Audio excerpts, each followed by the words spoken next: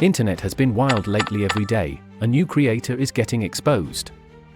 Of all people, it had to be MrBeast. Though, this isn't the first time he's been called out for faking his videos. He's faced such accusations multiple times in the past. Here are 6 of such instances where MrBeast was faking his videos. 7 days stranded at sea. The idea of the video was to survive on a raft for 7 days with limited supplies and water. It was all going good initially. Day 1, they built themselves a temporary shelter and spent the night. On day 2, they spent the entire day constructing a more durable structure since the temporary shelter couldn't withstand rough weather. The camp was now organized.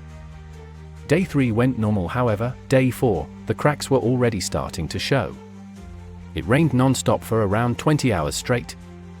After standing the whole night completely soaked, you can clearly see here on day 4 that there's no one in the shelter at this point when it started raining.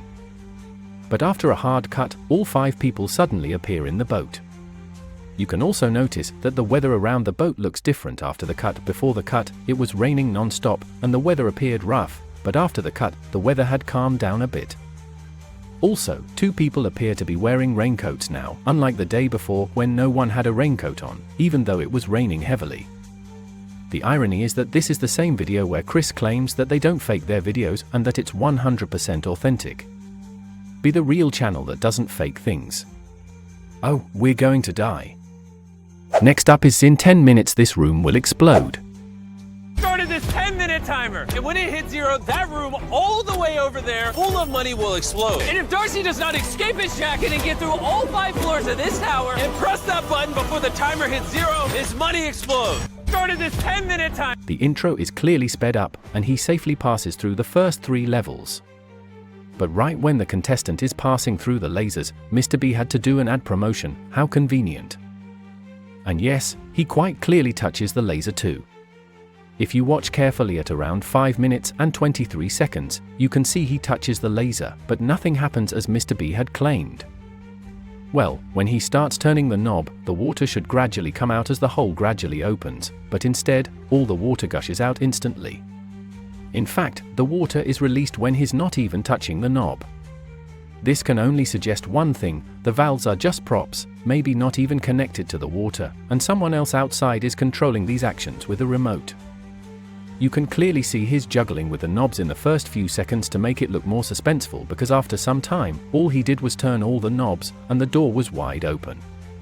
The entire video appears scripted and must have been practiced God knows how many times to fit the whole thing perfectly into a 10-minute segment. And lastly, of course, the contestant is also a camera-trained celebrity. Next on the list is I Built Willy Wonka's Chocolate Factory. These 10 contestants are all here because they found a golden ticket when they bought one of our Feastable spas. When out of all of the lottery tickets purchased by thousands of people, one ticket conveniently goes to a channel having more than 700,000 subscribers back then, and they even ended up winning the competition. I mean, it can't be any more obvious than this.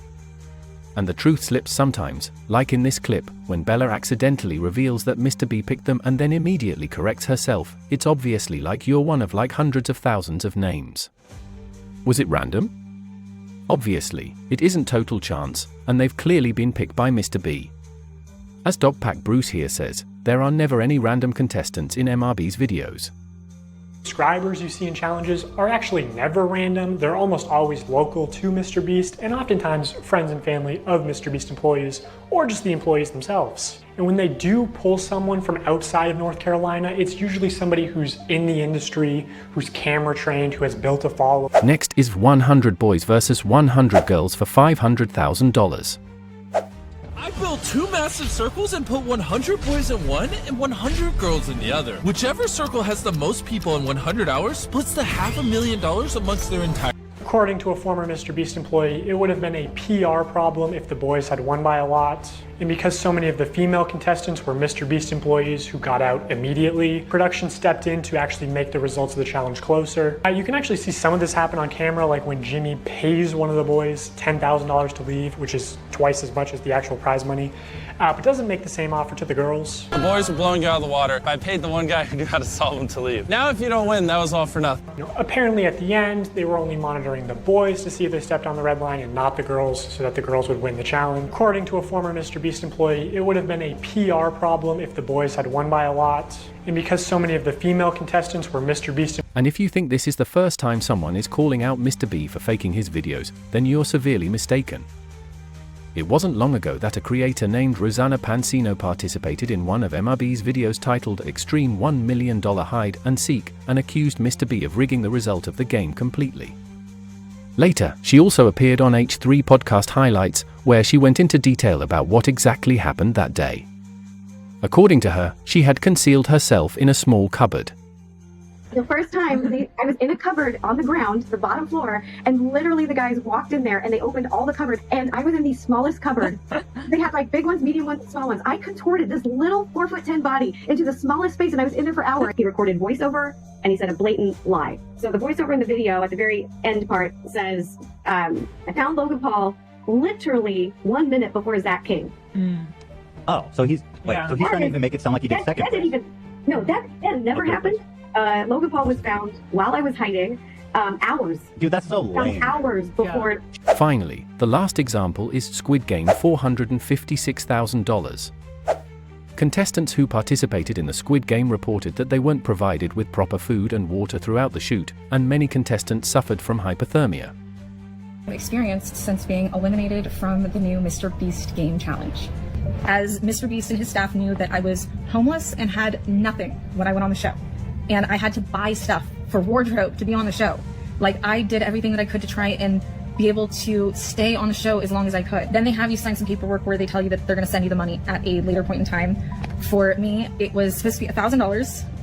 That's like nothing. $1,000 for everything that we'd gone through. And it takes 4 months. It was going to take 4 months to get to me. So, the game was never about skill or survival, but about who could endure the harsh filming conditions the longest. These 6 examples clearly show a pattern of scripting and manipulation in MrBeast's videos, from the challenges themselves to the outcomes. And instead of owning up to these allegations, MrBeast is reportedly suing anyone who tries to call him out on this, which makes you wonder, are his videos as real as he claims them to be?